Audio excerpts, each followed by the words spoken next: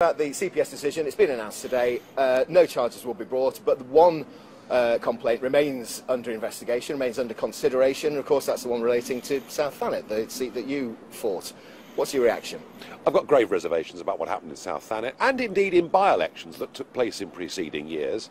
I had the impression at the time that the law was frankly just being ignored by the big parties because they thought that nothing would ever happen to them. So I guess it's in the lap of the gods now. What happens, it's all in the hands of the CPS. I'm told, from a legal point of view, it all hinges on the word knowingly. So the reason that 14 cases have been cleared this morning is that the MPs didn't knowingly realise that a battle bus was coming in and it wasn't part of the expenses. Is it possible, given the scale of the campaign, the sheer size of the campaign, the sheer number of people staying in hotels in Ramsgate and Margate and elsewhere, is it possible that the people running that campaign, which goes right to the top, could not have known that something was happening that was wrong? Did the decision surprise you? The Tories have already been fined £70,000 for election issues in 2015. So does it surprise you that everything's been summarily dropped? At least they were fined. At least they've been put on note. At least something has happened. I mean, something happening is better than nothing. But clearly, in this one case, which looks on the face of it to be a pretty egregious breach of the law, let's wait and see. I can't comment any further on the case. It is in the hands of the CPS. I, as the candidate that was at the other end of this in 2015, did at the time and still do feel somewhat aggrieved. That was that election. Quick word about this one. How are UKIP going to fare? The local elections were disastrous. It's not looking good for the party, is it? It was strange, actually, because the week before she called the elections, UKIP's poll ratings were still very solid and very steady.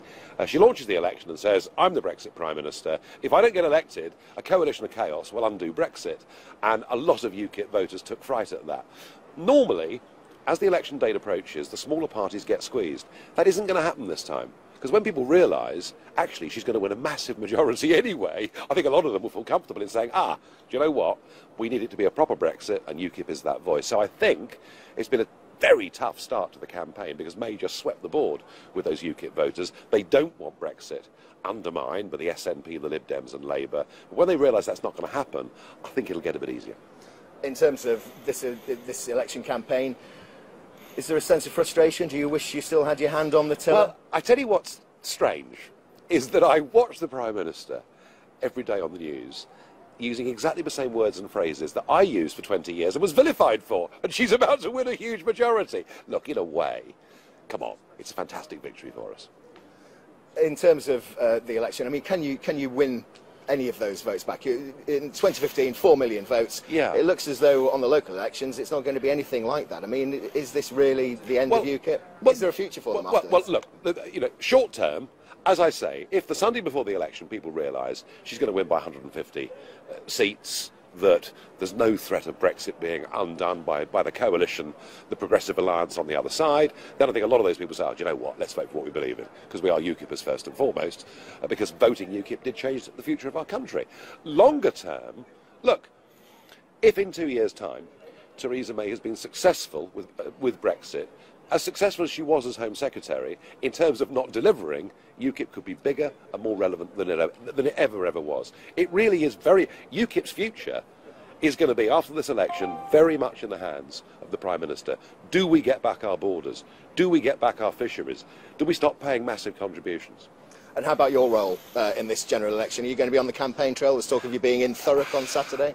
Well, I don't know where that came from. No, look, I don't want to be seen as being a backseat driver for UKIP. That would be wrong. It's in the hands of Paul and a new leadership team. I'll be around a little bit, but it's their campaign, not mine. Are they safe hands? Yes, I think they are. He's had a tough start, but, goodness me, politics is tough. And if you think Nuttall's having a tough time, look at Jeremy Corbyn. Ladies and gentlemen, we're calling time on Britain's membership of the European Union.